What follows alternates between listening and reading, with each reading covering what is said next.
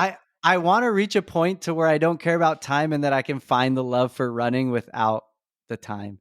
And I just hope I can find that. And that's why I'm excited for New York, because I'm not going to be worried about time and I'm just going to like take in everything. 1, 2, 3, 4.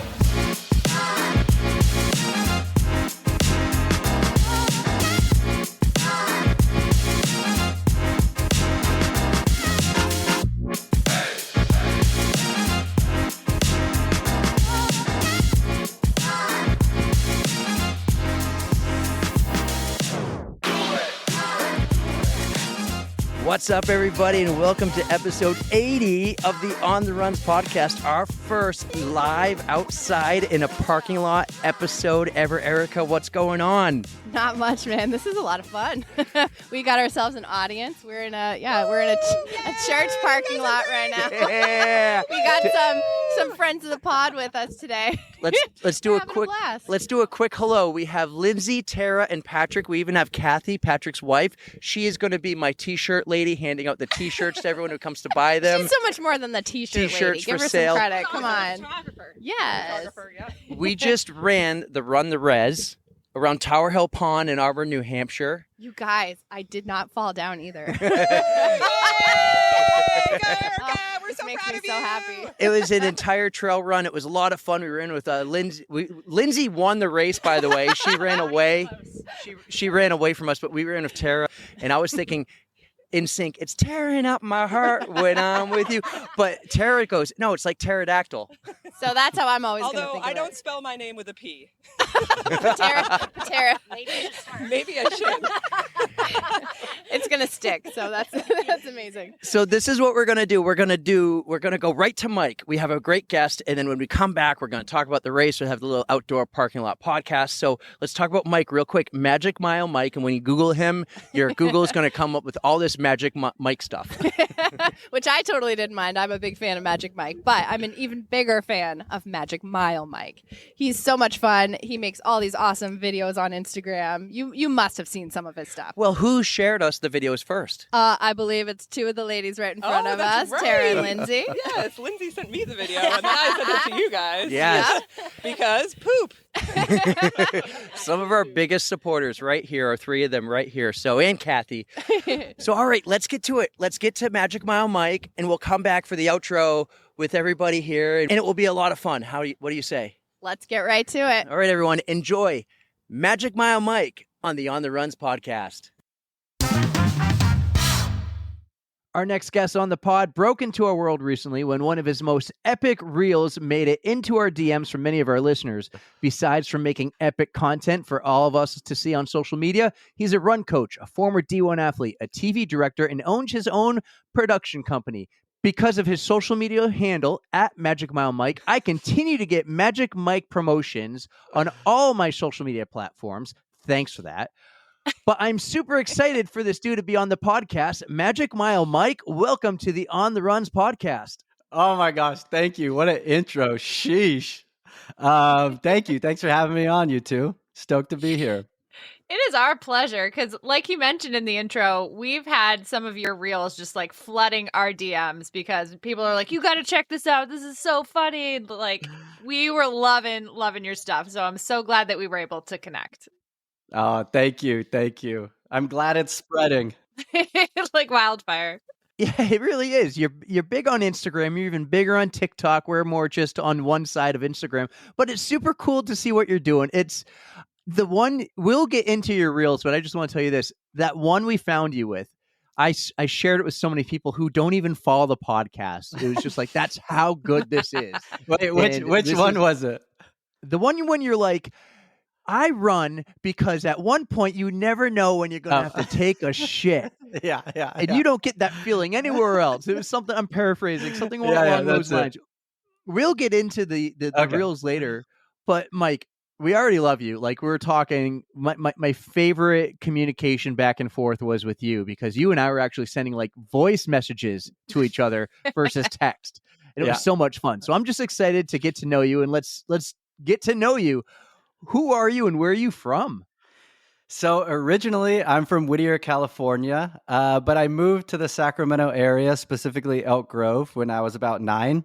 And that's when I joined my first run club. It was a private track club. It was free.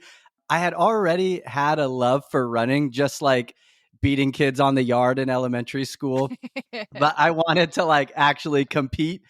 And I played football my whole life, which, by the way, I totally don't support at this point. Just like these young kids' brains just like bashing up against Yes, each other. yeah. Sounds very dangerous. But anyways, running. Yeah, I started running when I was 9. But I've always had these two sides where I have been this athletic type, very competitive, but always had this love for entertaining people and making people laugh. And thankfully, it comes from a very supportive, loving family. I know a lot of comedians, they pull from their trauma. And although we all have trauma, I'm very grateful that my family was always like, take the stage, like, do your thing, honey, like, make us laugh. Let's go. So as a kid during like family vacations and stuff, I would act out scenes from Forrest Gump, which was a running movie, which is so funny. Um, so I ran a lot as a kid all the way through high school. I was always like the class clown. I never really got into theater until high school, but I always had these two sides of running, competitiveness, and entertainment. So now that they have come, like, have intersected, and that's what I get to do for a living, is it blows my mind, and I love it. So I'm riding this wave right now.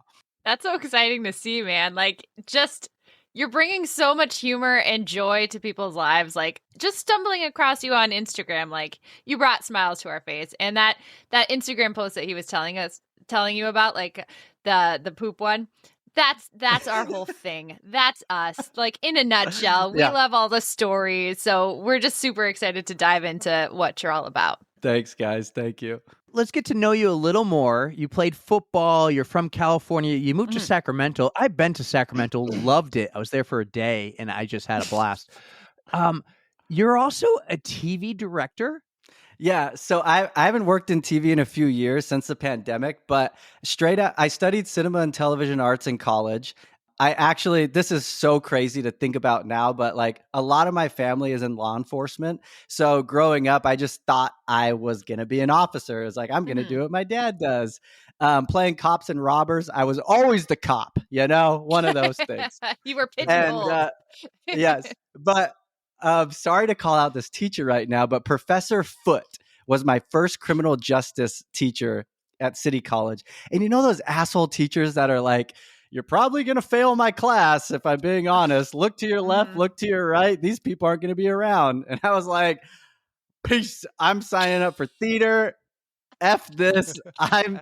It was just, it for me, that was a realization of like, all right, I'm not having fun. I want to have fun in life. Yeah. So I joined theater. All right, we're getting into TV directing. But so right out of college, I got a job at Nickelodeon. I was very lucky.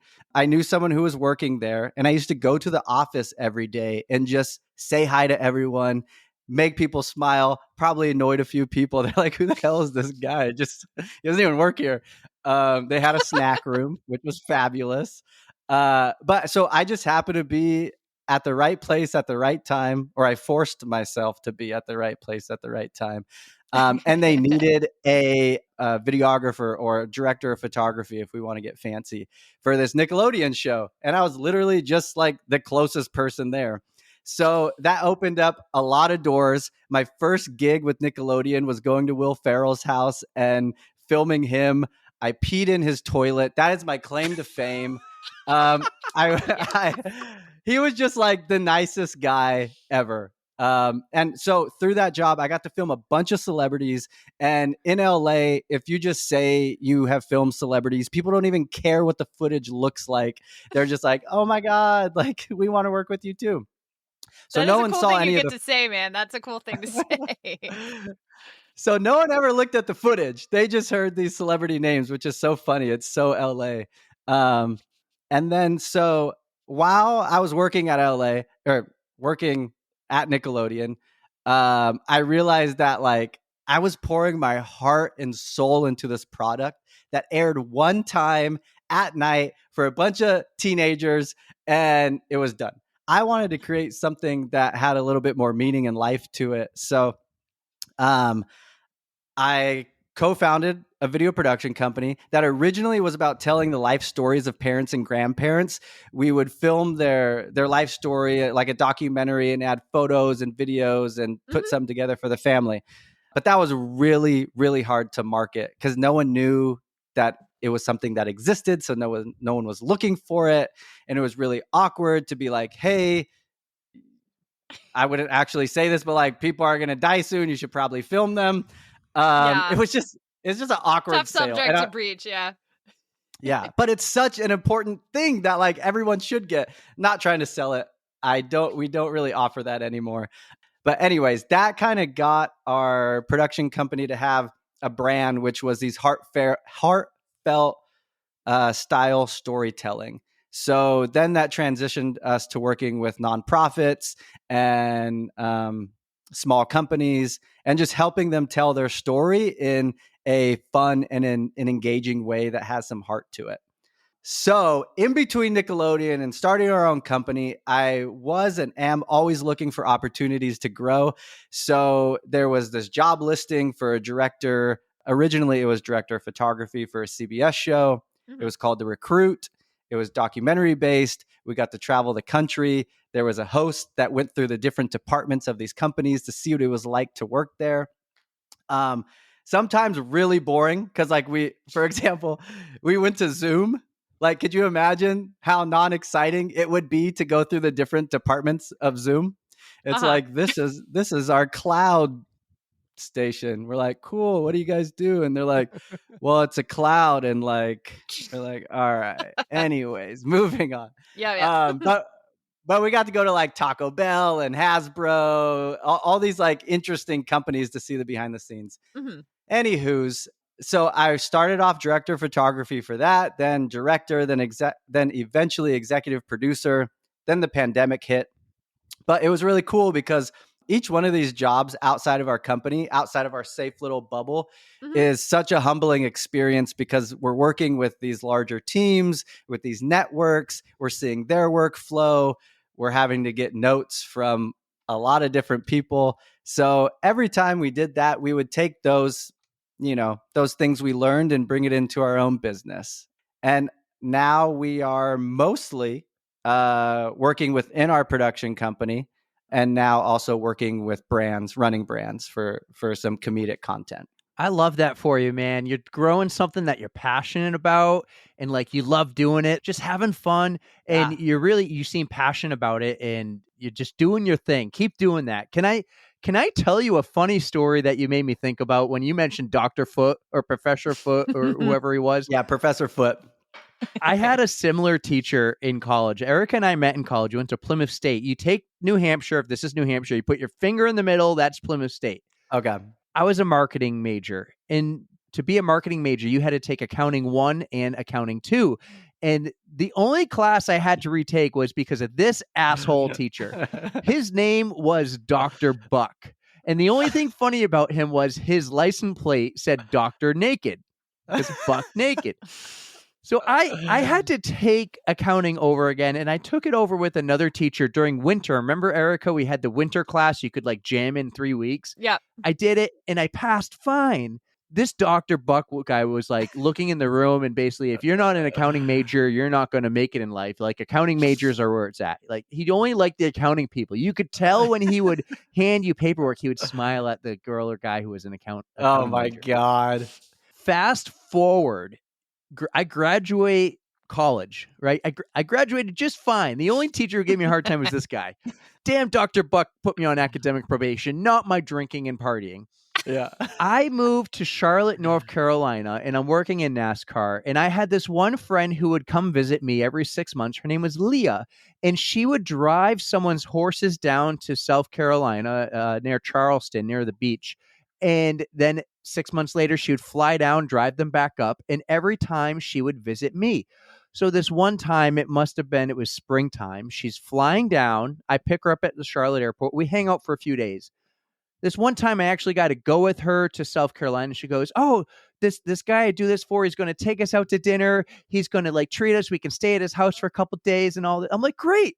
Oh, We drive down to his house, open the door, and this guy walks over to me and shakes my hand and goes, "How you doing?" I forget his first name, but his last name is Buck. And I go, "You're fucking Dr. Buck. Hey, question. You're the accounting teacher I hated and despised my entire life." What are I'm the like, odds, "You're an man? asshole." What are the Did odds? did he answer the door butt naked? Because that would be good. I don't wish he did, but that would be funny. I do want to say this though. I hated this guy in college. Hated him. I'm like, "You're just an asshole." He was an ass. Yeah. In person, he's retired. When in South Carolina, he was the greatest guy. He's like, "Eric, if you meet this beautiful Southern girl and want to take her to the beach, take her to my house. We only live here 3 months a year. Oh You can my have God. tea." He's like taking me to the nicest places to get the best Jesus. seafood and everything. He's loaded. He had a ton of money. He's Yeah. just treating us like he's amazing. And I told him, "Oh no, I had you, but I took accounting too with the other girl." And he's like, "Oh, she was a bad teacher. She wasn't good." And I was like, "No, she saved me." Yeah. Retirement does wonders for people, man. It like chills Yes. them out like you would not believe. So maybe This that's guy, just what he once he- needed. Hmm. Once this guy took the suit off and just had a t-shirt on, Yeah, and a pair really of shorts took it and off. flip-flops. Yeah. I had no clue until I walked in that house that she was doing it for this same teacher that I hated. And That's despised. So wild. That's like out I'm of a gonna movie. I know. I'm gonna clip this and send it to Leah. It's great. I still see Leah on occasion. She's amazing. She's awesome. She has no clue we have a running podcast because I don't think she's a runner. But Yeah. that's enough about me, man. You just made me think of that. I have That's to so share. funny. That's wild. Let's get into you and your social media content, your reels. So what I did is I want to talk to you about some of the reels. We are a storytelling podcast, Mike, and we love to hear about your journey and the stories within them. But in your case, I want to hear about some of these reels you made that everyone just loves and the stories behind them, the concepts, how you came up with them, how you purchased the outfits. Let's start with how much runners, especially marathon runners, love to brag about being a marathon runner at a party. Okay. Oh yeah. From working in television, I try to think of everything as a series because if it's a series, you can block shoot, which means you can film multiple episodes or videos in a row, and it just streamlines the whole process. Also, too, from a branding standpoint, people are going to expect certain types of concepts when they come to your page. So that's how I generally think of my ideas: is what can be a series. And so this one that you're talking about is basically the series. Working title is something like how marathon runners organically talk about running marathons in any setting. So I have marathon runners who talk about it at a party, marathon runners who talk about it at a grocery store. And if I may, I'll present to you an unpublished idea here. Yes. Exclusive podcast inside. So let's see if I can get this. But here's how you organically here's how you organically brag about being a marathon at an airport. So you're going through the TSA and the beeping goes off as you go through. Why? Because you have your finisher medal in your pocket purposefully. The alarm goes off. Ding, ding, ding. They're like, "Sir, do you have any medal in your pockets?" And you're like, "Actually, I do. My marathon medal, the one where I ran 26.2 miles. And then they'll say, "All right, you have to go put that in the bin." And you go, "Not a problem. I'd love to put my marathon medal in the bin." On your way over to the bin, you catch a cramp. Then you start yelling with the medal in your hand. "Oh, my leg. Then security is going to come over because there's a fuss. What's going on?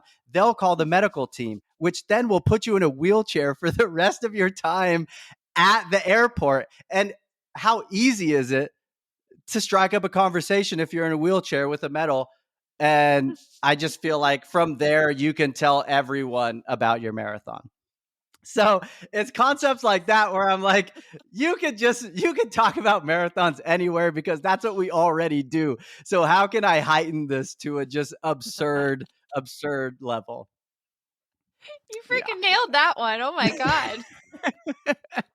How do you plan on okay, are you gonna create like a fake TSA? Are you gonna legit like buy yourself an airline ticket, go through, do everything, have a friend buy a friend an airline ticket to take the content of you? How do you go about planning? You're a TV director, so how do you go about planning how you're gonna film this? So I very much have a producer mind, and that is how can we do this in the most effective, cheap, less time consuming way possible. So that's an idea that I would film just sitting here telling the story.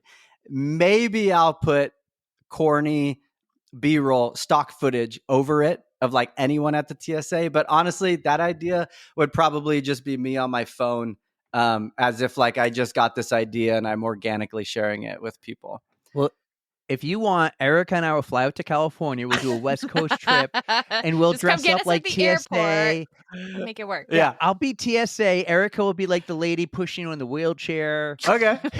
We'll help you with this. And when one of us isn't on film, we'll be behind the camera. Okay. Done. Yes. It's kind of funny you bring this up. I was just at the airport, so this is another easy way to incorporate your running stories. I just ran my first 100-miler, and I knew going through Tell me airport more. security. I plan on it. So, but like every time I go putting a medal in a backpack, they always flag your bag and make you take it out because they just see a big metal thing on the X-ray, and they're like, so they'd search you anyways. So I purposely took my belt buckle out of my backpack, put it in the bin, and they still flagged my shit. And I was like, it's right there. Like, my belt buckle. That's what's sending it. So I don't know.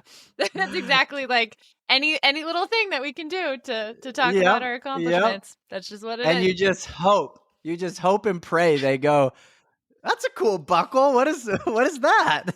But of course, you get the people who are like, I have no idea what this is. This is like a dumbass buckle. Like, what are you doing? And I'm like, whatever. I earned it. Someone at Trader Joe's actually like initiated the marathon conversation. And I was so caught off guard because I was like, it was their They're idea. in the wild. They do exist. They do exist. Yeah. I'm like, they really want to know. They're just probably passing time, but I took full advantage of the opportunity. As you should. When I was creeping through your Instagram, it looks like you have a lot of content more recently of like that you might have produced or thought of. What was the first one that really took off? Like, because you have a lot of old content, you have a lot of run coaching content. We'll talk about run coaching later, where you give tips or you do like a shoe compare, like, is this $300 shoe worth it? But when did you come up with the concept of doing these kind of funny reels that you thought people would relate to and get?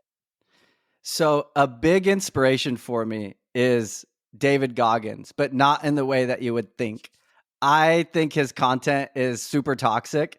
And I think that if you take it with a grain of salt, it's amazing. Like, push yourself, work hard. But to me, his content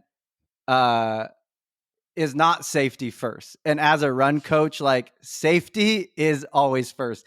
There was this one video, and I'm going to answer your question here, but there's this one video where he's like, it's 100 degrees out. I'm tired. I'm thirsty, but I'm not going to be a little bitch. I'm going to put chapstick on and keep going. And I'm like, what? Chapstick is your answer? No, you could be severely dehydrated. Like, you could die. And to all joking aside, that's what scares me about this like bro mentality content of like, push yourself, go for it, no off days. It's like, no, we have a life, people. So I just found so much comedy in the extreme of these people who are extreme. It's crazy. So I wanted to, in a hopefully a more sophisticated way, just make fun of that, basically. And I also wanted to find a series that I could film that was relatively easy to set up and do. So I had this idea, and it's been done, by the way, like a fake podcast. It's out there where people, it's like a satire where you're acting like you're serious and you play it serious, but you're talking about ridiculous things, Mhm. like how as a runner, I love the high of not knowing if I'm gonna shit or not. Like this is why I run, right? So Yep. it's ridiculous. But also like oddly true. Like we all don't know when we're gonna have to shit, and for some reason, most runners don't pack toilet paper with them. It's like, what the fuck is wrong with us?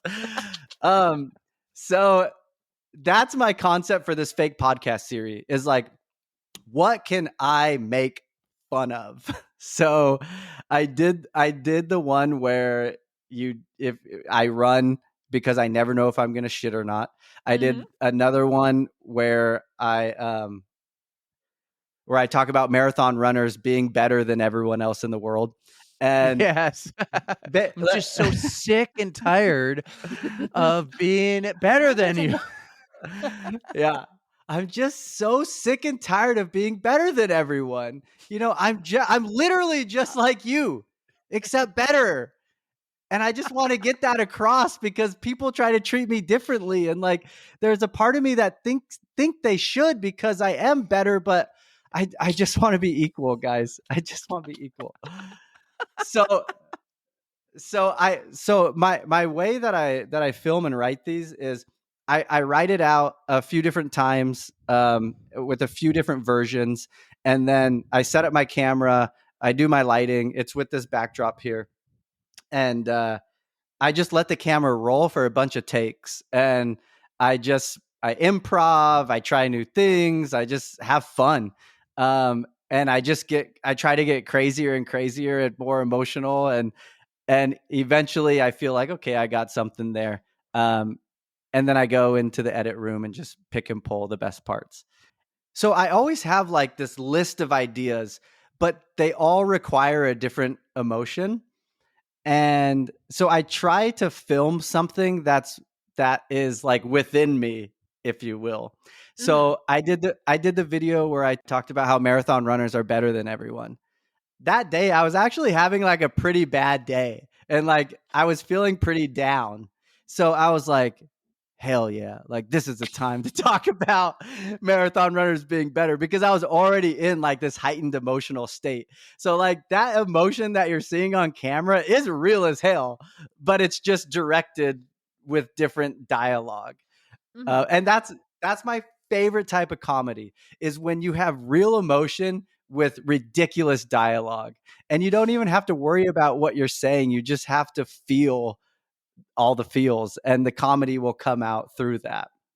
Speaking of marathons, are you a marathon runner yourself? And which ones have you done? Which ones are your favorite? Give us some extra tips here.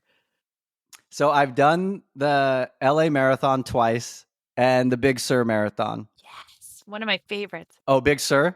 Big Sur's gorgeous. Done it twice. Yeah. Oh my God. So amazing. But you're coming to New York City?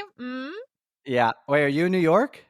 No, we're in New Hampshire, but that one's like it's closest to home, I suppose you could say. Mike, if it's Mike, I mean, it's not that bad of a drive. My sister lives in New York City. We can make this happen.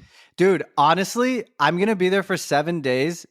Seriously, if you guys are able to, I would love to meet up. My goal while I'm there is just to like meet as many of the Run Talk folk as possible. That'd be fantastic. I'll send you dates and we'll see. Yeah, let's do it. Let's see what we can pull off, Erica, because we might be able to do this and fit in a Peloton run for you, which I know you've been trying to do. I would We'll love see that. if we That would can, be cool. with some of our Peloton contacts, get you a run and make this trip worth it. I would love to meet you, Mike. I already Same. fucking love you, dude. Same. Thank you. So I got the New York Marathon November 5th, which we could talk about, but I am literally not prepared at all. So I'm going to lean in. I'm a run coach. I know what it takes to get ready. And I wouldn't recommend anyone running their first marathon. I'm prepared because then you could grow to hate it and hate running in general, like for life, because you're literally inducing trauma on your body running a marathon. Right. But I'm leaning into this, and I'm going to film content around like, here's how you run a marathon when you are out of shape. And I'm just going to take in the city, the views. I'm thinking like 5 hours. My PR is 3:36, but I'm just going to take in the views. Dude, that's how you should do a marathon like that. Absolutely. We just had someone else on who talked about qualifying for Boston, and that qualifying time is so hard. But she did Boston like 4.5 hours and just enjoyed it because the whole experience. And I was like, my buddy Scott was trying so hard to qualify for Kona, right? And he's like, I'll hire a coach once I qualify for Kona, so I do good there. I'm like, no, you dumbass. Hire a coach now, qualify for Yes. Kona, and then Kona is your victory lap. Dude, go out there and run the New York City Marathon however you want and enjoy the crowd, the people, film it, get content. Do you, man.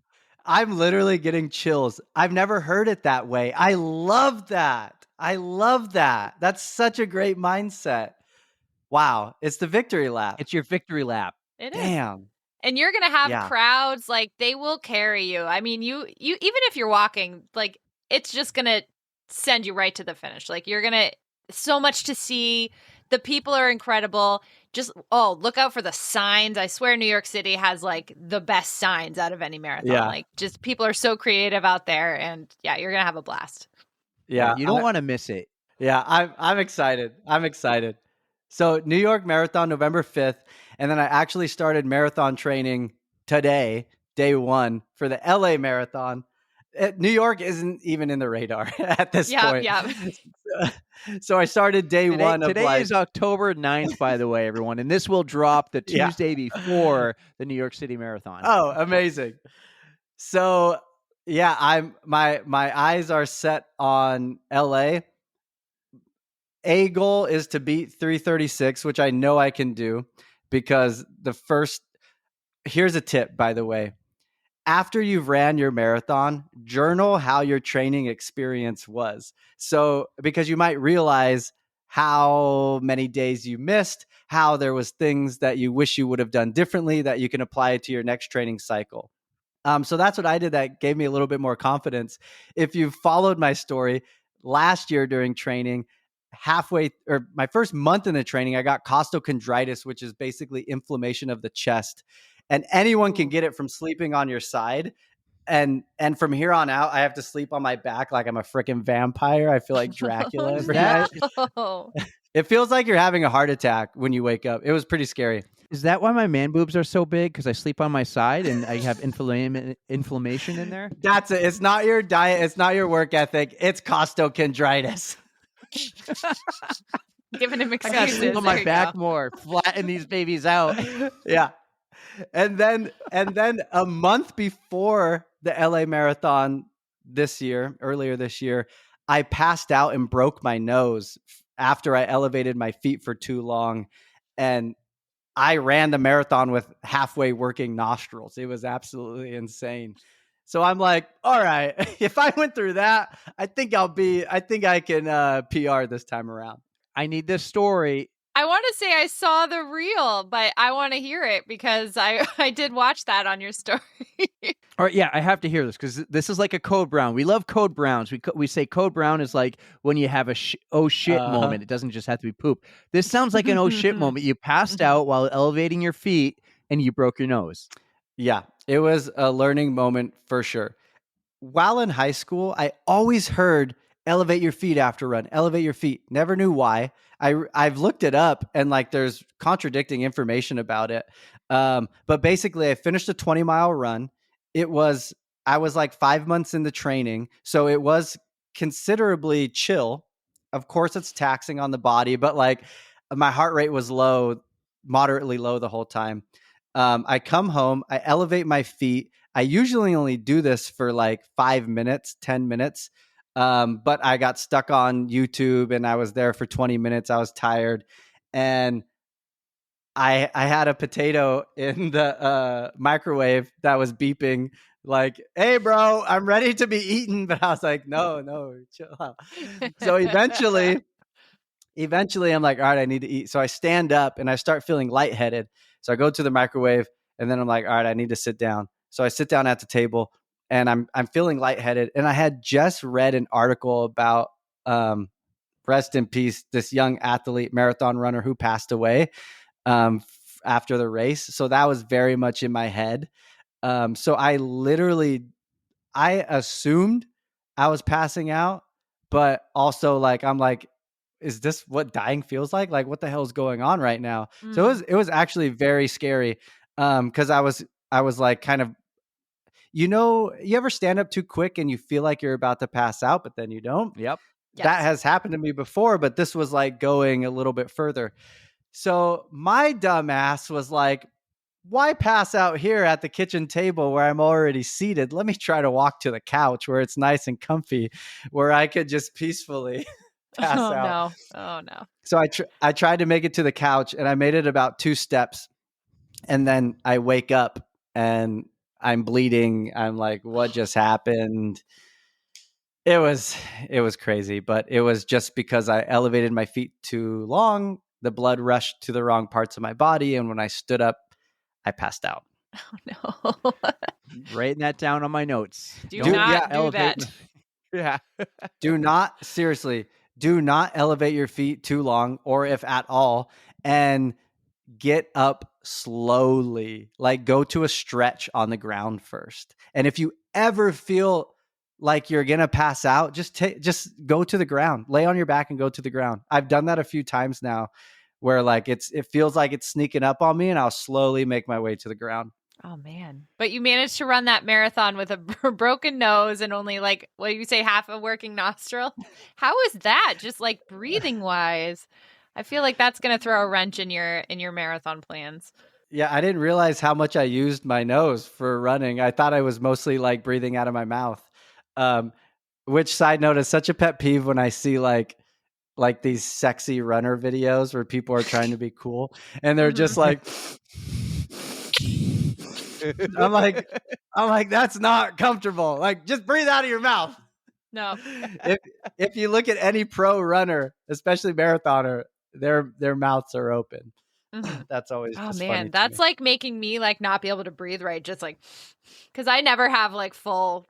I always have some allergies or something going on where I Yes. just cannot breathe out of my nose, and that Yeah. just makes me not. You know, no free ads. And I used to wear these when playing hockey and stuff, but Oh, those breathe right strips, they work amazing. Seriously. I swear to God, whenever I wear them, like I Wow. feel like there's nothing in my nostrils, and I just breathe like the breaths are 10 times bigger through my nose when I have them. I don't wear like they're not even that good to look at. It looks like a bandage on your nose, but I remember wearing them, being like, "This is amazing. Can you just make them clear where no one sees them, or can you like Yeah. put something inside the nose? I don't care. It was amazing." I wonder why more runners don't try that out. I'm going to try that. Yeah, dude, make some content off that if you want to. Yeah. Yeah, no big deal. Just tag on the runs. I love it. Yeah. Hey, so you're a run coach, and you're training for marathons. Do you have a run coach for your own self, or do you do your own self plans? So I found this. I don't have a run coach because I have an ego. But I found this amazing training plan, which is basically like my run coach. It was from LA Roadrunners, and he's a USATF certified coach, and it's very detailed for a free training program. I use that as my base. I think based off my own knowledge and the science behind running and recovery, the days should be switched here and there. And there's some things I don't really agree with the training plans. So based off that, I write up my own. But I just love the science behind running. And every training cycle, I'm just like, all right, I am a guinea pig. And this is my science experiment, and we're doing it safely. We're doing it science backed. But if I just follow the rules that have been set out for a very long time, you're going to achieve success. You're going to get faster. So that's what I love about being a run coach is like, if you just follow the science, you can't not get faster. Like it's going to happen. all right, Mike. What are some of your goals for running? I know you had mentioned that you wanted to break your 3:36 marathon, but do you have like a BQ in mind, or are you just trying to get into whatever marathon you want? Like, do you have any like big picture goals, like doing the worlds or running in every state? Go ahead and share. Oh yeah. I will be running Boston. I will. See, When you run Boston, that's when you got to like get in touch with us too, because we are like a 45-minute drive from Boston. We love going to cheer because, well, neither of us are fast enough to qualify yet, but we are more than happy to come cheer on the runners. So you let us know when that happens. I'd love we'll be that. there for your victory lap. There you go. Exactly. So yeah, goal is to break 3 hours basically. So with that comes Boston. I just want to run Boston because it's like the race. But also a goal of mine is after Boston to like not care about time because You've peaked. Why bother after that? Yeah.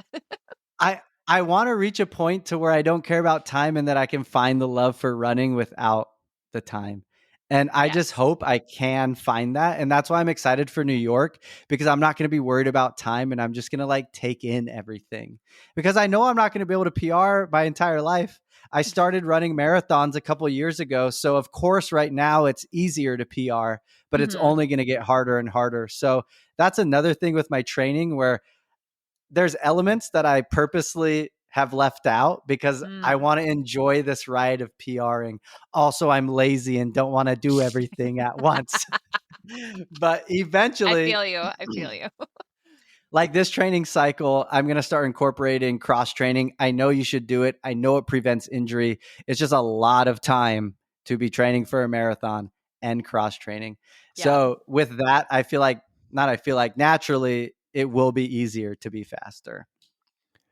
So that's I have the hard feeling part, the cross training though. That's where I get stuck. It doesn't fit in naturally. I would rather be running, so I usually do, and I know that's not the best advice. Rest days are important. Yeah. Mm-hmm.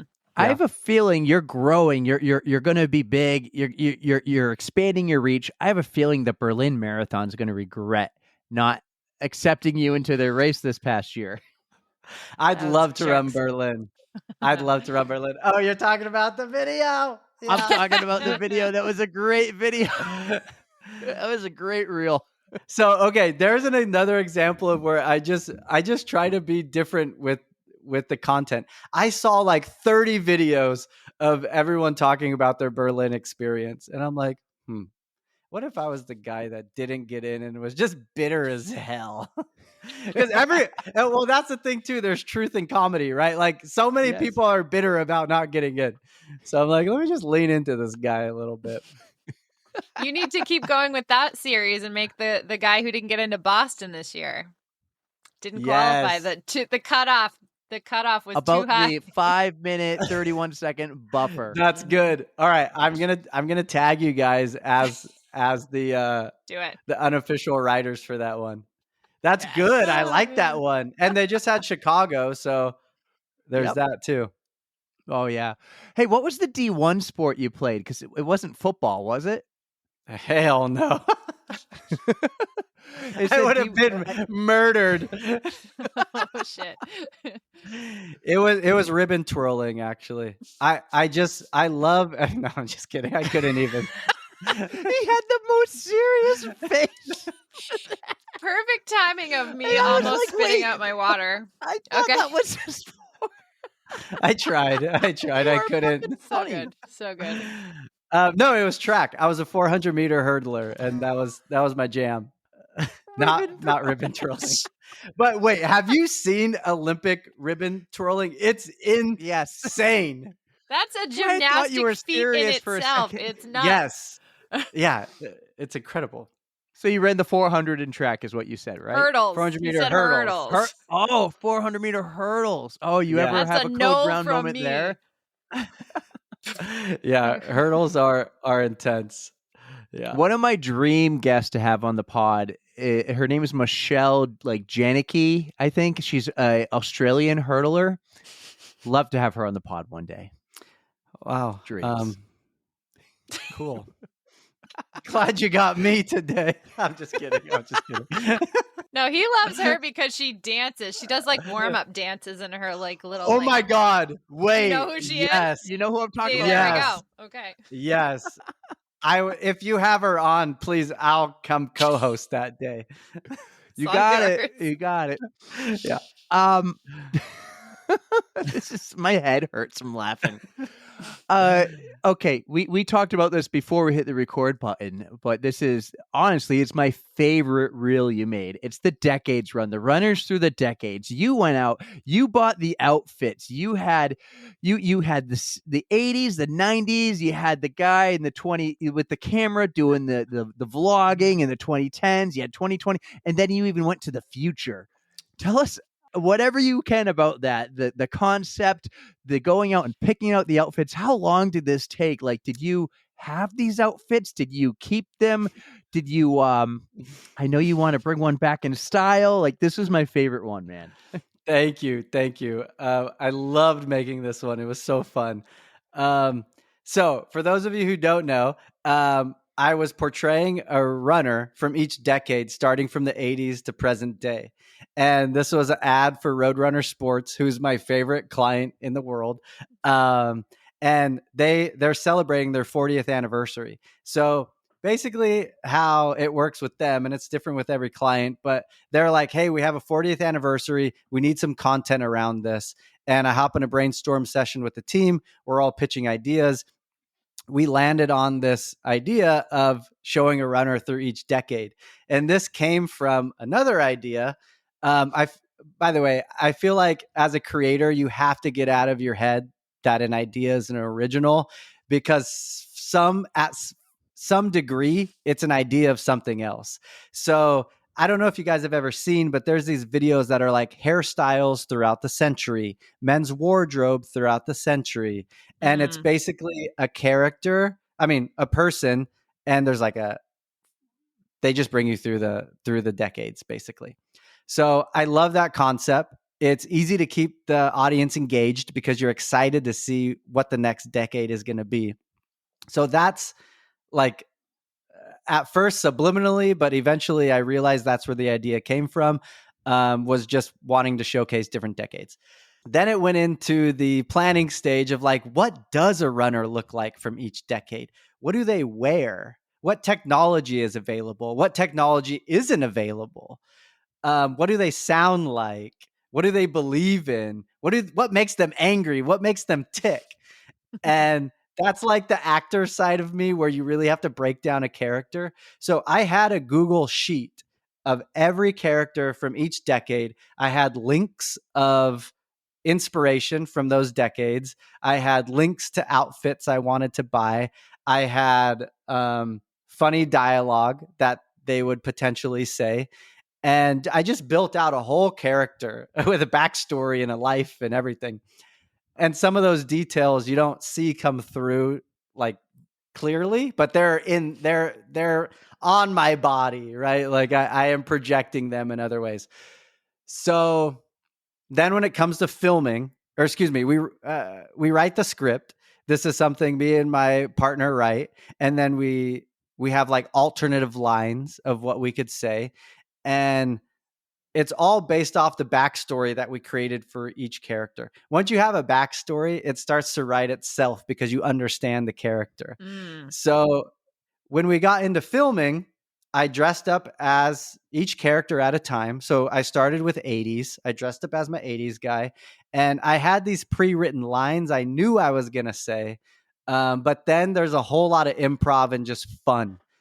Like I think as a director and as an actor, like the way to get the best material is feeling like you're in a safe place where you can play, because we're just playing. Like I'm getting paid to dress up in a dude with a mustache and a crop top and a mullet. Like what? Like don't take yourself too seriously, right?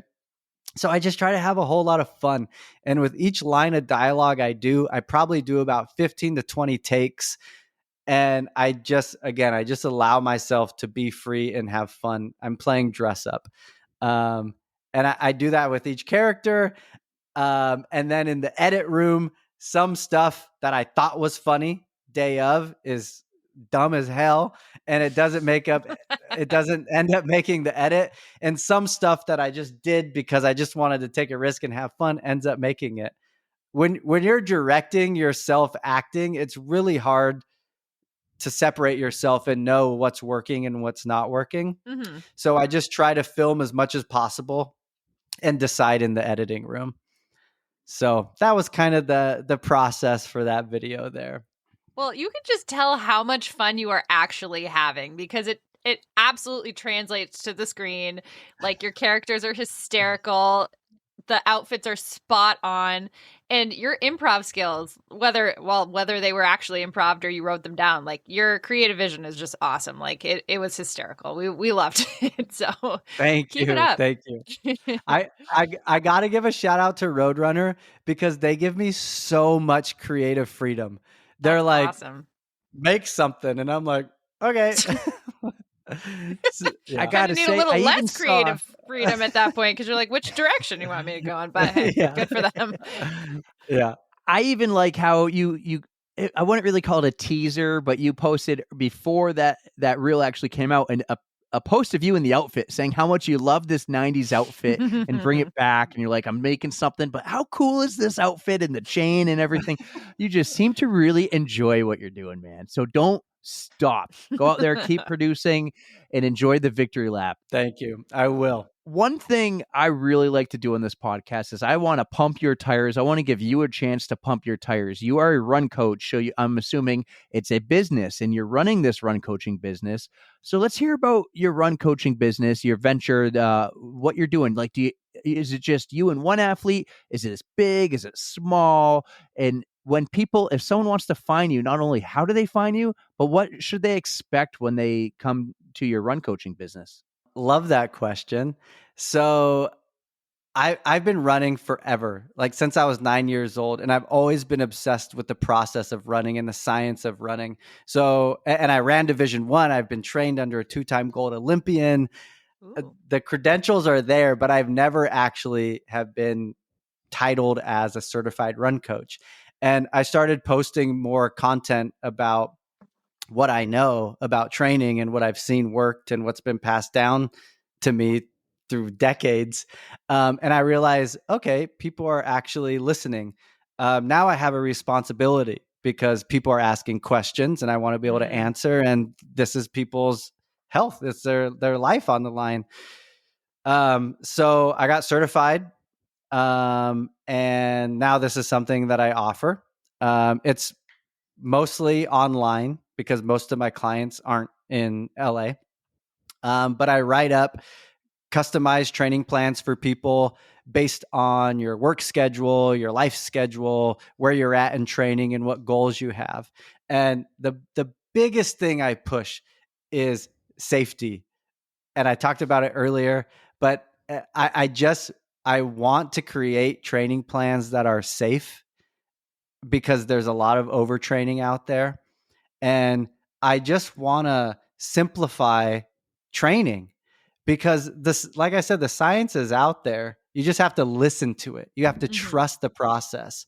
So I feel like that's the advantage of having a run coach or following a training plan is that you can just follow and trust what they're saying. Otherwise, you don't know if you're pushing it too hard or if you're going too easy. So as a run coach, I want to create safe training plans that simplify the entire process. That's awesome. And you can find me at www.no. No, that's what we actually- want. Go for it. Where can they find you? Because when I Googled you, like I said, I got a ton of Magic Mike stuff. Yeah. Just hit me up on Instagram or TikTok. I always answer DMs from there. So yeah. I mean, I have my email, magicmilemike@gmail.com, but if you have found my content helpful, it's probably from Instagram or TikTok. So you can just reach out to me through there. Hey, you've grown. You're very big on TikTok, and you're trying to grow Instagram. Which one do you prefer? It's weird because some content takes off on one platform and not the other. So yeah, I've had like one video get like 5,000 views and that same video on another platform get a couple million. So it's very weird. I love the safety net of Run Talk on TikTok. It's like when I post there, I feel so at home. When I post on Instagram, you'll get some outsiders that are mean. Oh, and no. and I have a big heart and I wear my heart on my sleeve. And so like those comments they hurt my soul. But I try not to let it get to me and focus on the positive. But that's what I love about TikTok is I feel like TikTok, the algorithm really caters towards running if you are a runner, Mhm. whereas Instagram kind of gives you a little bit of everything. Cool. We're trying. We're on both.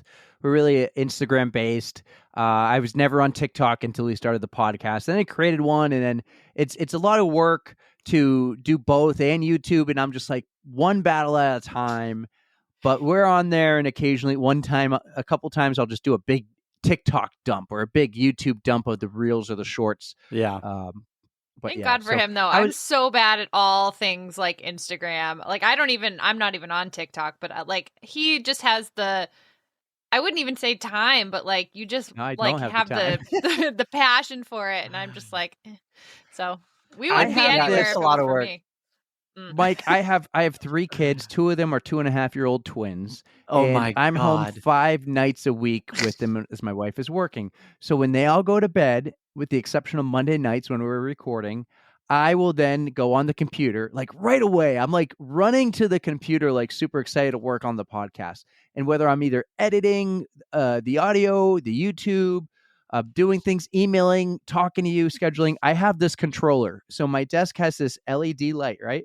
So I turn on the controller and it has a Ooh. 2-hour setting. Uh-huh. I hit the 2-hour setting, and when that 2 hours goes off, sometimes I hit the 1 hour and add a third, but usually I'm like, okay, it's probably time to go to bed. I try to go to bed before 12, which is doable. I just don't go downstairs and watch Netflix all night. I Yeah. work on the podcast or YouTube. I say I have a degree from YouTube when I'm Uh-huh. trying to learn something new. Hey, props to you. You know, having kids, I don't have kids. But that's why my training plan, I'm all about like finding balance, right? Mhm. Because we all have so much stuff going on in our lives. But the Instagrams and TikToks we watch, these influencers, myself included, make it seem like that's our entire personality and that's all we do. But all of these like people who have a large following on these platforms, they are marketing themselves to seem that way. They're branding themselves to seem that way, myself included, because I don't think you guys want to know about how I'm trying to revive my dying plant. Like, who gives a crap? You want to know about the running. We want to know the So- important stuff, but hey. Now I want to hear about the plant. Actually, why The is it? plant's why are doing you killing great. it? Plant's doing great now. We found a new home for it. That video has 2 views. No, but I think it's important to recognize that we all have stuff going on and we have to find like a good balance. If you're not running professionally and it's not paying the bills, take a day off when you need to. Hang out with your kids, you know? Like Mhm. running doesn't have to be life. I just think there's so much toxic content out there that doesn't push that. That's the Well, I like what Goggins you stuff just said again. there. You don't need to stay hard 24/7. Yeah, I know. Be soft. Be soft. Or you can get that little blue pill that helps. No, I'm Yeah. kidding. So we all know that running is a very social sport. Like it can be. Yes, you can run alone, but like we love to just get together with friends. So on Wednesday nights, Eric and I have this club. It's called Run Walk Brew. So we'll do a short run and then we go out for drinks and it's just a whole bunch of us, have a great time, just kind of shooting the shit and socializing a little bit. So is there anything like that you like to do in your area? Yes. Love that you guys do that. So It's a lot of fun. there's this, yeah, there's this run club out here, Below Average Running. Good friend Nicole on Run Talk started it, but that's what they push. It's like, you don't have to be a fast runner to run this club. I think run with this club. I think you guys know that there's a lot of run clubs out there that like, they're like, anyone's welcome. But if you run slow, like you're in the back by yourself. Yep, Yeah. you're in the dust. Yeah.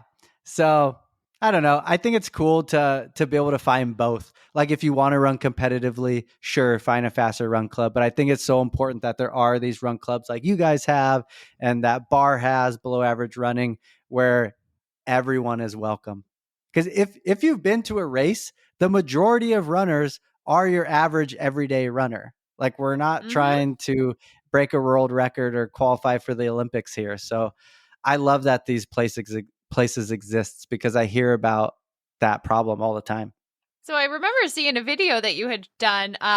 You guys have donuts after these races like that. You guys are my people. Like, give me a donut after a run, and I am like the happiest person on the planet. Yeah, Monica, who puts on the LA events with Bar, she Mhm. brought donuts, and man, Keep it that's up, why I Monica. went. Do they call it bar? Did I miss that? I know it's below average running club, but do they call it bar? Yeah, Bar Run Club, something like Oh, that. So good, so good. That's Yeah. great. That's great. No, if we're ever in the LA area, let's meet up and let's go for a run with the Bar Run Club. Let's do Yep. it and get some donuts. Yep. I'm all I love about it. that. Yep. All right, so we have these two final big questions, and I've added a bonus question after that is non-running related. But we got these big questions. Sometimes they're really hard to answer. Sometimes they're like, boom, got it. I'm gonna go first. Mine is I go creeping through your Instagram. I try to go way back and find something on there. It doesn't have to be running related, and I want to know the story behind the post. Okay. I went back Uh-oh. to junior prom. Tell me about junior prom. Oh, there you are, Mike. Oh my God. Is that he your brought it up. natural hair? That's my natural hair when I grow it out. Yes. Amazing. People would always say, "Do you perm your hair?" And I'm like, "No, that is me." Okay, so actually, you know what's funny about this is those are glasses without the lenses, which I think is a lyric from oh God, I'll come back to it later. He was a Bay Area rapper. This face. Dun. Someone watching I will this is never gonna get know. it. Okay. Anyways, my character in Runners Throughout the Decade had glasses without the lenses, so it's pretty funny. Yeah. What the hell do you want to know about this? It's just so good to not to pass up, man. This was junior high. From talking to you, I get the feeling that Eric and I are a little older, but this is so this might be like, I don't know, 10, 15 years ago, and you're in it, man. You're a fun guy. You're having a blast at a prom, trying to paint the picture. So he has this awesome curly hair, the glasses with no lenses. He's like surfing a wave, and you're just having a good time. And I just think that's Mike right there. That's Magic Mile Mike. That is. I just think it's great. It's funny. Your post is saying that somebody found it for you and you had no clue that picture existed, which is just fun. Sometimes I find these posts that are really meaningful or something, and then sometimes I Then find there's the that. post that just I did it. I did a good job because you guys were laughing instantly. Oh my God. Yeah, that was from I think junior year. That was either junior prom or senior prom. It says junior prom, and it says no, it's not a wig, it's a perm. Oh. Okay, wait, no, that's a lie. I was a junior, but it was at a senior prom. Yes, that's what it is. I just realized that. Mm-hmm. Oh, that's fantastic. Yeah, you have some luscious locks, my friend. Beautiful. Oh my gosh, yeah. They're there. They're just being Bring it hidden right back, now. bring it back. Mhm. You know, we might need to. Mike, my final question for you. This one can be kind of difficult, but we have a Spotify playlist and we like to invite our guests to add a song. So is there anything that you're feeling at the moment that you would like to add on the list? Absolutely. Okay, quick backstory. When I ran Yes. D1 track, my training buddy was my buddy Basuna Shun Louis, Nigerian fella who has recently introduced me to Afro beats. And I don't know if this is technically considered Afro beats, but it's definitely in like a similar genre. Yeah. But it's what I listen to when I'm doing my speed runs. It's just like it's such good vibes. I freaking love it. Excellent. That's what we're here for. We are totally here for this. Yeah. So save this one for your next speed day tempo run when you want to go fast. Nice. Erica, you got that? Throw it on the Spotify. Yeah, we're going to list. pop it right on there. She's got her Google Docs with all the songs. I It's do. great. Yeah. Mike, I do have a final question, and it's non-running related, but as I creep, I'm thinking TLC, as I creep, yeah, I creep, right? I came across you hiking Mount Whitney, And I want to hear about that day because that seemed like a lot went into that. You did a practice hike a couple days before to get used to the weather.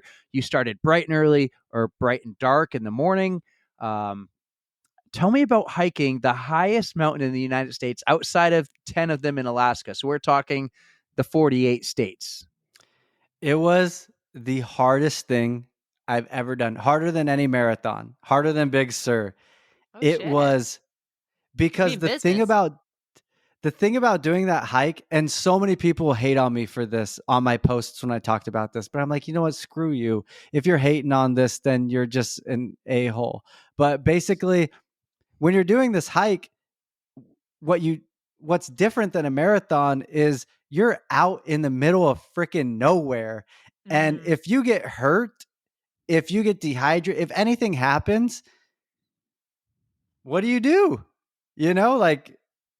So that's the thing about hiking where there's only one way to go, and that's like to finish. You can't just Mhm. stop at an aid station. So we started this hike, or we got to the campsite 2 days before to get acclimated, and then we started the hike at I think 12 a.m.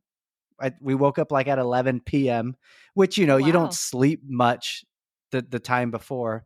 Mhm. Some people hike Mount Whitney in a couple days, but we only had a pass to do it in a day, and Oh.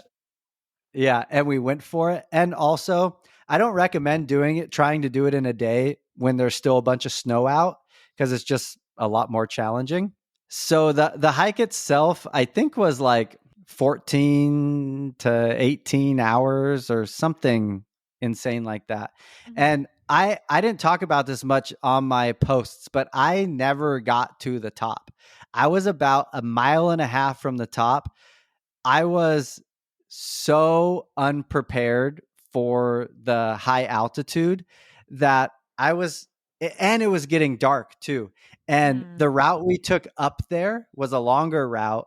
And with my calculations, we were going to get back to our campsite at around like, I don't know, 8 to 10 p.m. We ended up getting there at 5 p.m. But we had no communication with the outside world. So my family thought I was going to be back at 5 p.m. I'm thinking if I go to the top, I'm getting back at like 10 p.m. So that was just making me so nervous. And I felt so bad because everyone in my family was like on edge, like, when is he going to get Yeah. back? And it was only a mile and a half away, the peak, and I could see the top, but I was so freaking done. And it was a really hard call to make because I was with my buddy who's in Mhm. way better shape. And it was like, hey, like, are you, because we had no way to communicate with each other. Which I would never recommend now. They have like satellite phones that you can get that I would 100% would get if I did this again. But we had to decide, like, what do we do? I don't want to hold you back. Like, we made it Mhm. this far. So at this point, I don't know how long it had been, like 12 plus hours. We were hiking through the night. We're living off of peanut butter and jelly sandwiches and power bars. And I'm just freaking done. It's windy. It's cold. It's hot. It's like all these freaking things. And we made the decision that he was going to go and finish, and I was going to start hiking back to this other part of the hike. The conditions changed so drastically depending on what part of the mountain you were on. Mhm. And the part that we were on was freezing cold and so windy. And if I walked like a mile and a half out, I was going to get to some more warmth. So I Mm. did that. But it's this very skinny ledge. Like, if you fall, you're literally dead. So Oh no. it's like, yes, it was intense. Um, so I went back to like the safety area. I found these really nice guys who I'm now friends with on Instagram, and they had a satellite phone, and I was able to alert my family like, hey, we're safe. It's just taking longer than we expected. Mhm. We're also getting pretty low on water, which was scary. You're just out there with the elements, and I am totally safety first, and this did not feel safe. So although I wanted to finish, I made it that far. I had to put the ego aside and just decide what was the safe option for me, and that was to head back. And it was a hard decision to make, but it was the right decision. And I made it like 400 feet lower than the highest point in the lower 48 for hikes. And I still have my bragging rights. It was still so badass. It was still awesome, but I did not make it to the tippy top. Still gotta give you credit. I give you so much credit for making the smart decision. Like, you knew what your limits were at the time, and you just 100%. yeah. I mean, it's smart. Yeah. It is being smart, and now if you want to go back, you are alive to do so. So Yes, good yeah. for you, dude. Do you have any plans to return for redemption to get to that extra mile and a half? I do, but I don't want to do it during the snowy weather. What time of year was it you were there? What month was it? I don't know. Maybe like May. Okay. I have no idea. I'm just throwing it out there. There's usually not that much snow at the time of year that we went, but it was a heavy snow year. And, you know, we have the crampons, like the spiky shoes to go through the snow. We had an ice axe. It was all things that I had used in a few practice hikes, but never like this. And it was just freaking intense. People have just talked so much crap about my my experience, saying how hard it was, because there's this one point where it's so steep and I would literally get like 5 steps. And by the way, this is someone who's running like a 5:30 minute average mile pace, but I can only take like 3 steps up this mountain before I'm completely out of breath.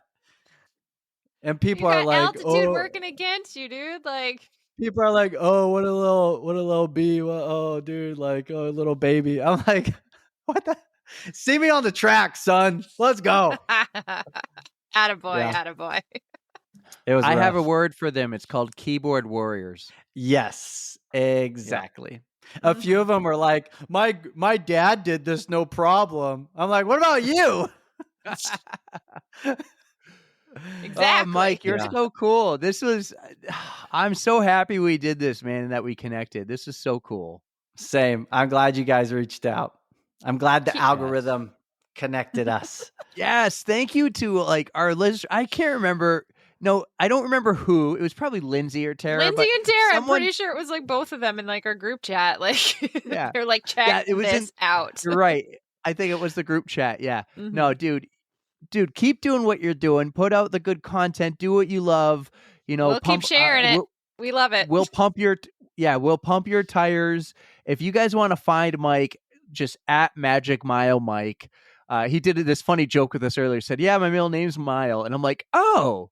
And he goes, "No, I'm You just fell kidding." for it. I Yeah. fell for it. You're awesome, Erica. Right? Honestly, can't say it enough. Just keep doing what you're doing. We love to see it. I mean, the more poop jokes you can incorporate, the better. But who am I to say? But thank you for spending so much time with us. We appreciate Good luck you. in the New York City Marathon too, man. That's in a Yes. couple days from when this drops. Thank you. And I got to say, the newest content I got coming out that I'm really looking forward to, that I think is going to be a big hit because I haven't seen it done, is I'm currently writing some raps as a runner through the runner perspective. And I'm claiming the rap name right now, Lil Miles. And we got some stuff dropping soon. Amazing. I have some stuff written out, and it's so funny. I cannot wait to share it with you all. So All I stay can say tuned is for that. put it on Spotify and we'll add it to our playlist too. Oh, yes. Yes, we'll pump your tires, man. You're the man. Everybody, Magic Mile Mike on the On the Runs podcast. That was freaking awesome. Thank you. Thank you both. Let's give it up for Mike. Oh my God, it was so much fun talking to you. And we have to wish you the best of luck at New York City this coming weekend. I hope it's the best victory lap you could imagine. Yes, enjoy the victory lap. I love that Tara, Lindsay, and Patrick are here. They have no clue what we're talking about, but enjoy They the will, victory though. They lap. will. It'll be a lot of fun. Enjoy the people, the crowd, the atmosphere. Sorry. Go get that content. Yeah, sorry we're not going to be there. I mean, Could we? This is a couple days before. Could we day trip it? You know what? I would love to, but that hamster wheel is calling my name. Oh. You're on your own with 40,000 other people. Actually, probably more like 50,000 other people, So right? I'm not going to ruin this for you, but Mike is running the New York City Marathon and he has zero training for it. He's actually training for the LA Marathon. That's his serious race. But he's like, I've done nothing to prepare. I'm just, and I said, just enjoy it. Wing it Just and have enjoy fun. it. Wing it. Yeah. Man after my own heart. Definitely. So we are in a church parking lot right now in Auburn, New Hampshire, just off exit 2. It's called the Tower Hill Church. We just ran the Run the Res. It was a 5-mile race, but my watch said about 5.18. Yeah, I got a little extra too. I really think I only had Yeah. 5.04 or something. That Oh. that extra There you go. that extra prevented me from the victory lap. The little extra. I was doing good at 5, and then it was like, But like I said, you guys, I did not fall down. Yay! This is honestly, I think my first trail race Yeah. that I did not fall down during. and I did say that Oh, little closer. hill Yes. when you're coming down to the finish. We had to slow it down. I was like, Erica, I'm like, eyes down, go slow. We've made it this far. You got this. You want to be half a mile from the finish Yeah. line. With a Erica said at the nosedive. beginning, I don't want to look to the right over on the pond, right? It was very scenic. And we Sure, were this like, is no, really don't. pretty, you No. guys. Stay focused. Eyes down. I feel like a lot of those rocks weren't marked though. Right. Oh, right. Yeah. Oh, yeah. They're like, oh, we're gonna mark all the rocks are marked. They weren't. no. There were roots marked. No. I There always was- feel bad talking to people though. Like we're having a conversation and I can't make eye contact with you for fear of like eating shit. Yeah. So 100%. my apologies, but you guys understand. Yeah, we were right there with you, to be honest. Great. So let's talk to Lindsay first. Lindsay, the winner of the race, at least the winner of the group here.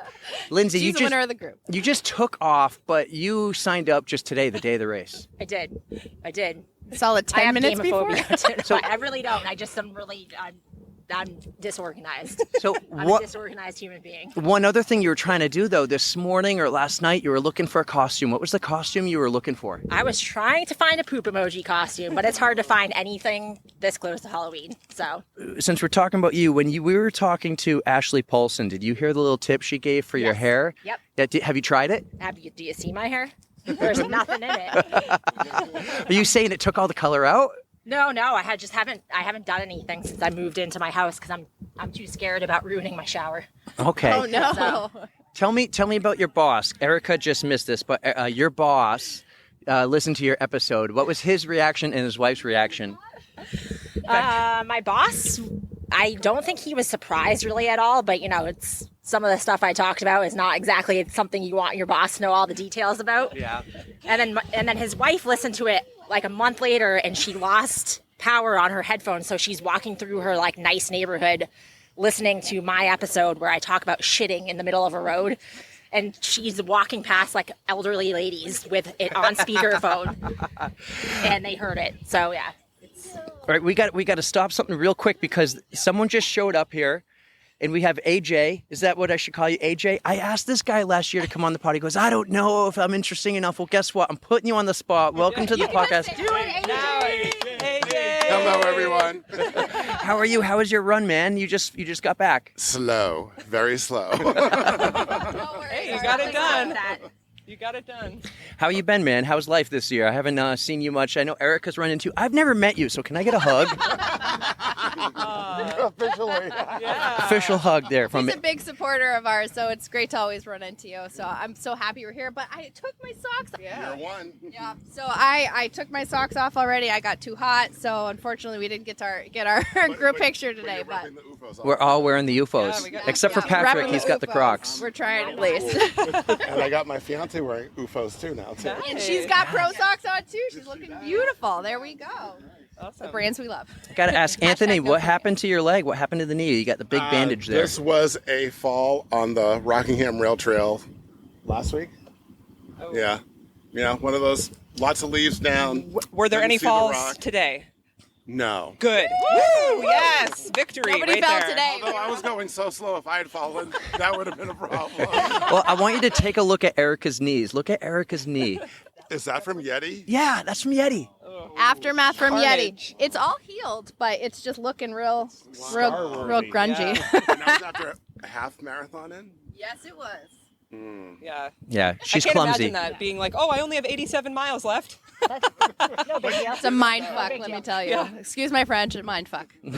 But you did it though. That's the best part. I did. You didn't give up. No. That's the best part. What's your fiance's name over here? Mary Lynn. It's a pleasure, Mary. Mary Lynn, nice to meet you. Do you listen to the podcast, Mary Lynn? Yes. Yes. Oh, another one. Good Yes. answer. Good answer. So much fun. So I will tell this part on the pod. So I proposed to Mary Lynn at the end of the Covered Bridge Half Marathon 2 years ago. Yeah. That is awesome. Yes, and I'm not wearing it. I said, remind me that I don't have it on, because just in case I forgot and felt like I lost Yeah, it. no So- losing engagement rings on No. race courses. No, especially in the woods. Was it a surprise? Were you shocked? It was a surprise. Yes. Yeah. That's awesome. Yep. That's so cool. Did you get down on a knee? I did. Yes. I did. There's video, there's photos. Ooh. Did you cry? The race site took a lot of photos. cry? I did cry. Oh, you got that? Oh, you have like official photos from the race? So they took Yes. photos, and then a person that I ran with, I said, I need to take a video when we get to the finish line. And she said, well, wait a minute. What are you planning on doing? So I said, oh, I'm going to propose to my fiance. And she goes, hold on. So she actually ran ahead of us to tell the race photographer, there's a proposal coming in. So she was already there at the finish. So when I came in, she had no idea that I was going to propose at the finish line. That's so But it was amazing. nerve-wracking carrying an engagement ring for 13.1 miles. Let me just tell you. Oh, yeah. Right? I was carrying his vest before the race with the ring in it. Just No idea. So fiance, is there a day yet? Do you have a date picked out? May 18th of next year. May 18th. Okay, what are we doing? What are we doing May 18th? Live pod from the wedding? Yeah, right? It's going to be in Vermont. It sounds in Queechee. sounds like we're crashing a wedding. Yes. Yes. We'll put it on our calendar.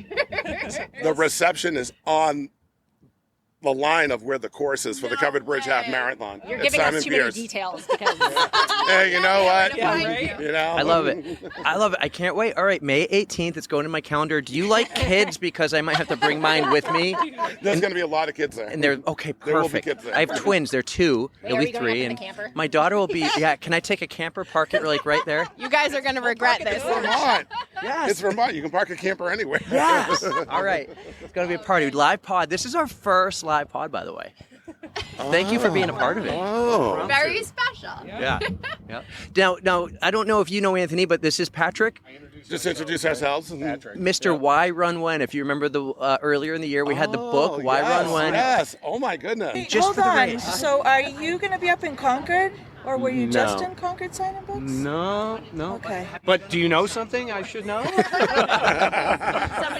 doppelganger. Somebody is. Yeah.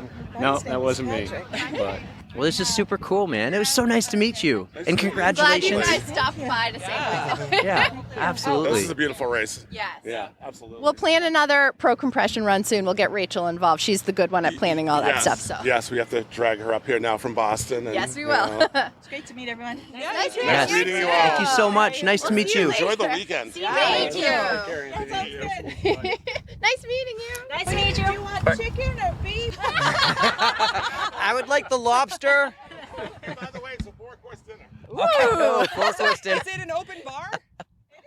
All right, I'm there. I'll be there. Take care, guys. All right, I'll so put the setup. someone else who is here is Patrick, and Patrick has a story he started to share earlier at the finish line, and I was like, you know what? Wait, because Erica hasn't heard this story, and I want him to share it on the pod. So Patrick, tell the ladies here about the group chat I was lucky to be a part of. so the ladies of Northeast Ohio in our running club had a group chat, and they got together at Angela's, I think it was, and they sat around the pool and they took a group shot in their bathing suits at the pool. And then about a half hour later, Jeannie Rice wrote me and said, Patrick, I think Eric's on the group chat. And I looked, and sure enough, Eric's on the group chat, and I almost peed my pants because I'm laughing so hard. I'm by myself. Kathy, you were at work. No, I told you after the fact, yeah. And I'm at home. I'm going, oh my God. So Jeannie's writing me. She's going, I don't really want to take him off, but I don't know how to get him off this chat. And so I tried, and I couldn't do it. So then I said, who's the author of the chat? Who created the chat? And we went back to the author. Her name is Peggy. And Peggy said, I can't get him off. coffee. So all I could visualize is here are the ladies of the Northeast Running Club getting selfies in bikinis. And Eric. And Eric. Like, how did you even get brought into that? Well, Jeannie it was actually my work number, and she had my work number because we connected that way to talk, to try to figure out the microphones and the hearing, because we were struggling. Remember, that was the episode where the sound came out horrible on our end. Jeannie's, yeah. And so we're talking back and forth. I had like a whole hour conversation with her like 1 or 2 days before, and texting her through my work number. So this was the weekend I was camping, and I lost my personal phone. And I'm in the middle of the woods. I'm off the grid. I come home, and then my phone just blows up. Bloom, bloom, bloom, bloom, bloom, bloom. All these messages from numbers I don't know except Jeannie Rice. And there are pictures of women in bathing suits. Yes. Yeah. All on the side of the pool. And I'm like, ooh, bikini shot. Didn't know Jeannie loved me. That she said I was cute and handsome, but I didn't know she really liked me. I just thought it was funny. The ladies of Northeast Running Club and Eric. Yeah.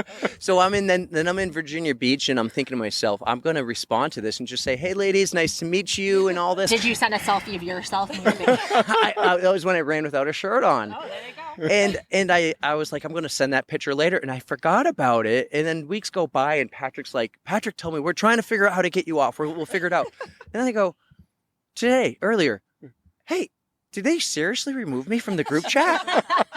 I haven't heard from them in weeks. I haven't gotten any bikini pics lately. Yeah. You know what they had to do? We had to start over. Person 1 through 18, and we cut out number 19. Bring it back. Sorry, bring it back, ladies. You Bring know it what back. it is? If you have a group chat and it's like all iPhone people, you can easily remove people. But if you have that one person in there that's a droid, Thank you very much. start all over. Hey, Yeah. guys, come to the dark side. Join the Android team. I'll never. They love you, Eric. They do. They love you. So don't worry So about we were it. talking about this. Lindsay, you missed some of this because you decided to go win the race. But we're thinking, okay, so Erica's going to Flying Pig, and I thought about this, like, okay, I can go to Flying Pig, but maybe I just meet Patrick and them for lunch or something, or maybe dinner. Dinner would be a plus, right? You're going that far, you grab dinner. I'm like, you know what? No, I would rather go to Cleveland, Ohio, or Menor, Ohio, as you say it, and meet everyone there, because from what I hear, Jeannie has some amazing parties, and she has a big house. Apparently Angela has a beautiful house too, Patrick was telling me. I'm like, is there a place I can just tow the camper and park it and stay with you guys and join your pool parties? Like, that's much cooler than You've already seen them all in their bathing suits, so.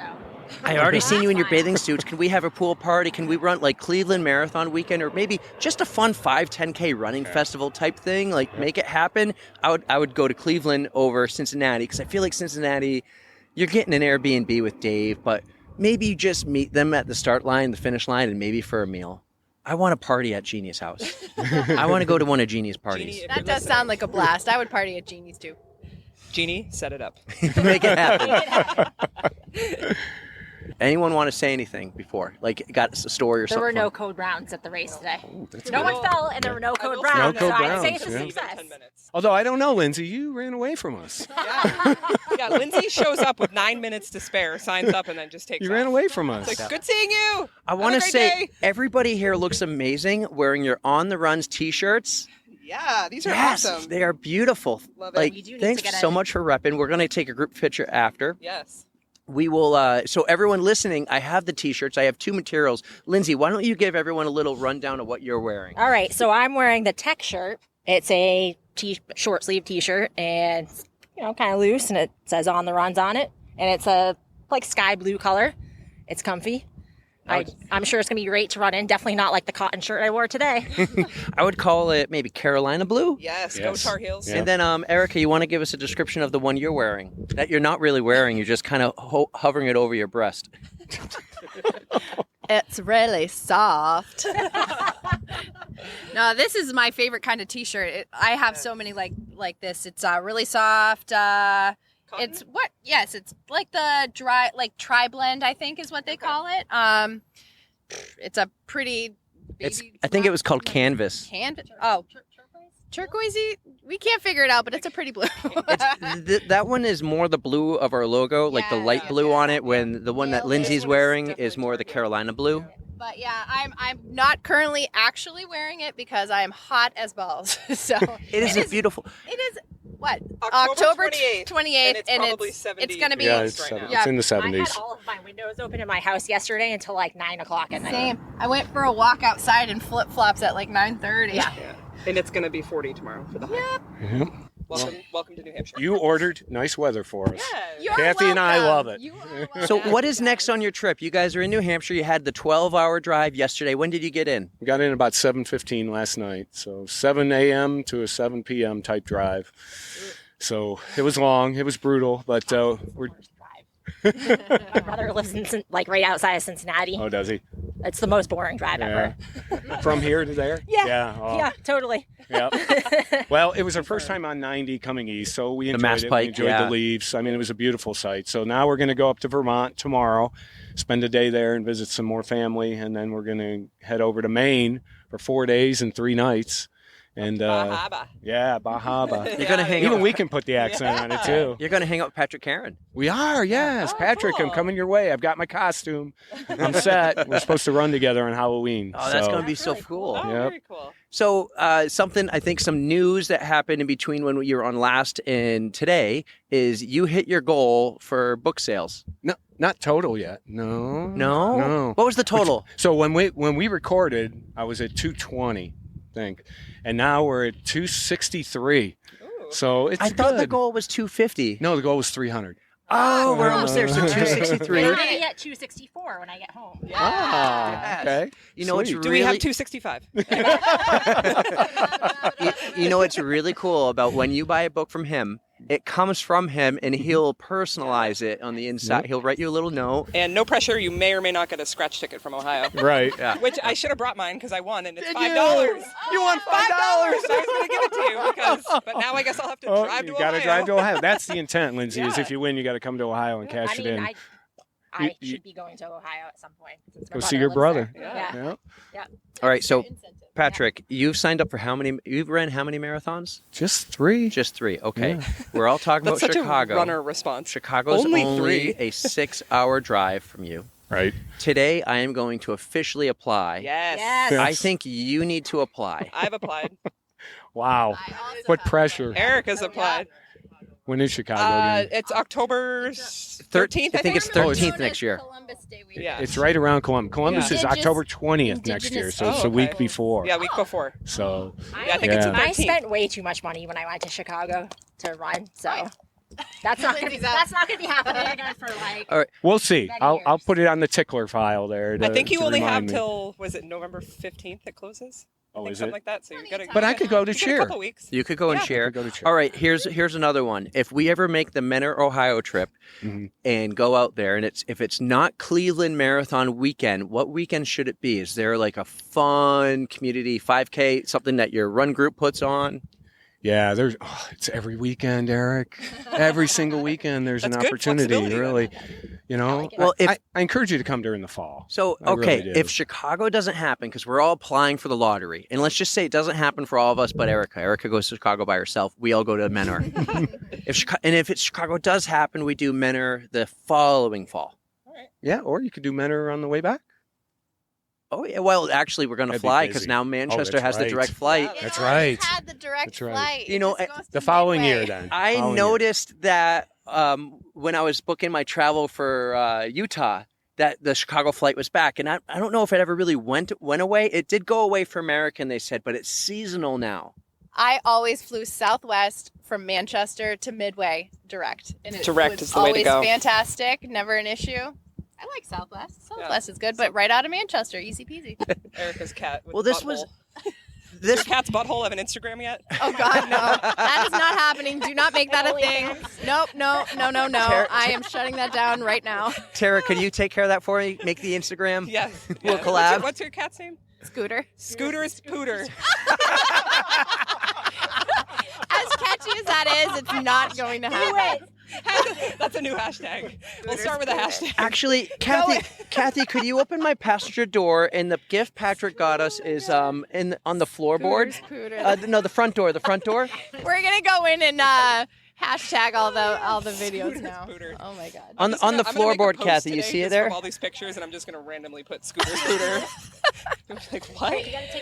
I would like Erica. Could we talk about the gifts that Patrick got, or Patrick better? Could you grab the microphone, and could you do what you did for us earlier in the parking lot? Talk about you brought us gifts. So let's start with the. Well, he already broke into some of his. Did he really? I broke yeah, into the opened Twizzlers. those. Yeah. Oh yeah. You're right. I heard one episode. Tara's we got to love go. We love you. I love you guys too. It was so great to meet you. Yes. This was more fun than breakfast. It was. It really was. Yep. We'll see you soon, Tara. Hey, Tara. See ya. I'll see you Monday. Bye, Tara. Love you. So what we did, Kathy and I, she was helped me with this idea. So there is a liquor company. We're holding this up like there's a camera around. There's no camera. There usually is a camera around. It's called On the Rocks, which happens to have the same acronym as OTR, On the Runs. And So we- is On the Rocks a Ohio thing, like a company in Ohio, or is it I just? don't know that for sure. Yeah, I don't think so. But we also brought him some samplers, if you will. On the Rocks. Look at this. Yep. What are the Some choices? rum. Got some booze. So I'm gonna stay away. And then from you them while brought I'm you brought sick. treats for my kids, which is yeah. Ohio. Adeline and This the comes twins. this comes direct from Ohio. Comes directly from Ohio. It's from Mally's Chocolates in Ohio, very famous in our area. So you got the best of the best right there. My wife's going to Much be too happy with the kind booze. For bringing us presents. This is going to go on my Peloton bike. I'll tell you that. There you go. This is Nice. what I'm going to get the most I use of the actually towel. have golf clubs. I Oh, do have you? my own Yeah. set of clubs. We're talking about a golf towel. I don't know if Oh you yeah. said that or Oh, not, I don't but think yeah. so. But yeah, the little towel is a golf towel. I am very bad at golf. I can maybe drive one like a ball 100 yards. That's about it. So all right. I will dab my forehead Good. with that and Good. I Yeah. don't know. What do you Put it what do you on use it your for? bike. You do Peloton too, Yes, right? I do. Yeah. Yes. Yep. It's actually it's been a while. I got to get back on that. So, Well, this was so much fun. We're doing this on the tailgate of my truck on a beautiful day in October. We're going to go get breakfast. This is definitely raw and unhinged. God knows There'll what's be gonna there'll be happen. very little editing. I keep getting right error, which I thought I fixed, but occasionally you'll hear like when you heard the best of, like a little in and out. This is just going to be fun, old school with the old recorder. Ton of fun. I'm super excited we did this. We've always talked about doing it. We'll have a better production one day, more microphones, everyone. So it won't be like, here, Lindsay, stretching the arm out. But this, I have no clue how this is going to sound, but I don't care. Mike's interview was amazing. One thing we need to quickly mention is it is, when this drops, it is Halloween. So happy Halloween.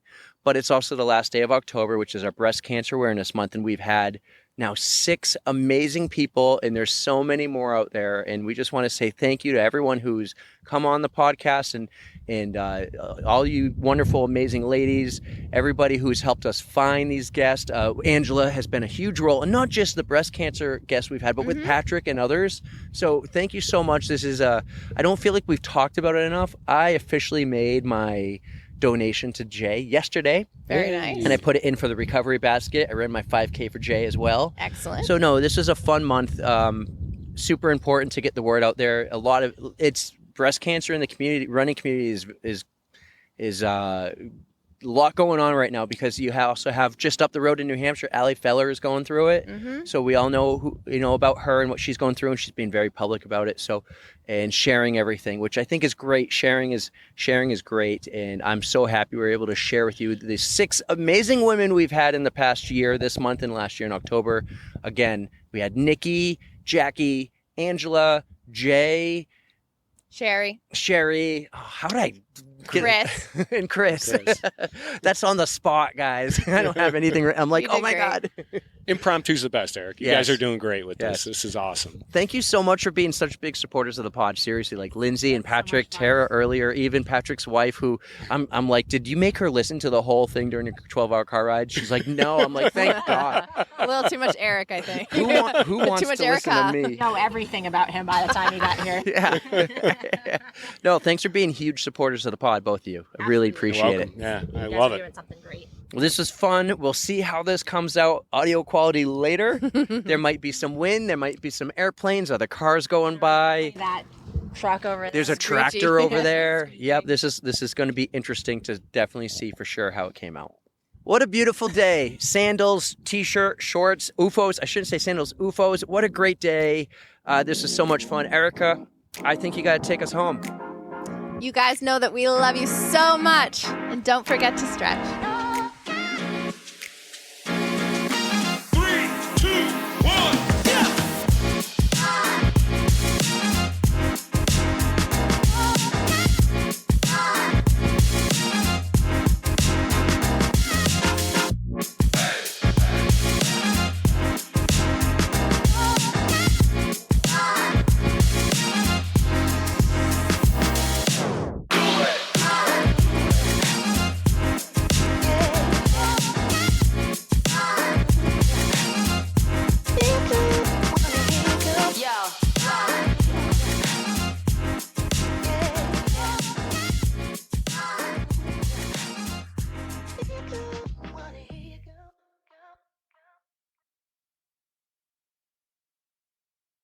Does it usually take people this long, or is it on the top of their head?